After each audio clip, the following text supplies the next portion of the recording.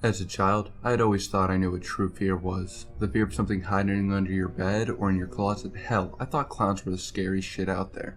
Of course, I hadn't known the feeling of real fear. I hadn't experienced it until I was 12. They say most people are afraid of the unknown, of things they can't quite explain, things they can't see, unexplainable sounds in the dark, paranoid thoughts of monsters creeping in unoccupied spots of the bedroom.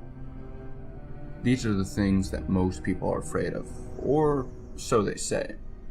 This wasn't exactly true for my case. Sure, sounds in the darkness were a factor, but I knew where the sounds were coming from. Oh, I knew. And the knowledge of the source drove terror into me, like a mallet, rhythmically driving a nail into me over and over and over. I don't know how it started. It was as if a flitch whipped in her and suddenly she became an uncontrollable marionette. My father tried to stop her, but she persisted, and he eventually gave up trying. I suggested that he try to call the police or tell the neighbors, but he dismissed 12-year-old me and told me that he didn't trust those government-corrupted lackeys, and sure as hell didn't want the neighbors finding out. They'd have him immediately call that wretched 3-number hotline. Besides, he told me, she isn't harming either of us.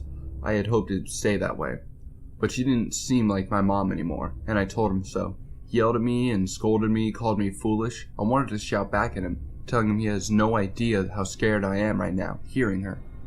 But I didn't. My mother was fine in the morning, and for most of the afternoon as well, although she was always in bed, occasionally sitting, just staring at a blank wall a few feet past the foot of her bed. She seemed as fine as condition would deem it. Father was at work. He usually worked until 2 in the morning or so, when my mother would first start acting weird. He was afraid to leave me alone at first, so he took the first few days off from work. He didn't dare hire a babysitter. He trusted those people as much as he trusted the government.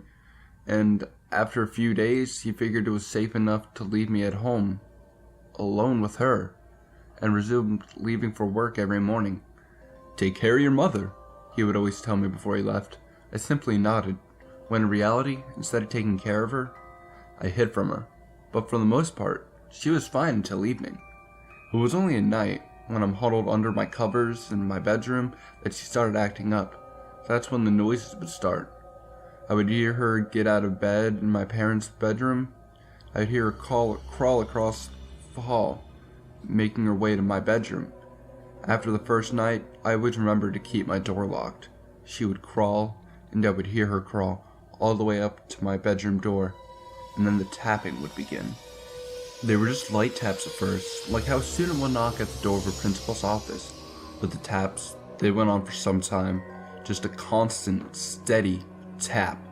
I remember clamping my eyes shut, trying to ignore and go to sleep, and after almost an hour of tapping, it stopped, and I slowly opened my eyes. That's when I realized the door wasn't locked, and she was there, at the foot of my bed, just standing there, staring at me. The fear I felt, it was real, and it sure wasn't caused by the unknown. My eyes were opened, looking at my own mother, staring at me. There was something unnatural about her eyes. I think it was her pupils. They were dilated to the point of being dots, just little black dots. She was there, just staring at me, not doing anything else. She didn't hurt me, she just stood there. But there was something terrifying about it. Maybe it was her eyes. Maybe it did have something to do with the unknown, not knowing what she would do next, not knowing if she would spring at me and attack, but nothing had happened. My father eventually came home from work and was greeted by the sight of his wife and his son covered in sweat and fear. The days that followed the incident, I had always kept my door locked. I double-checked the lock even to this very day.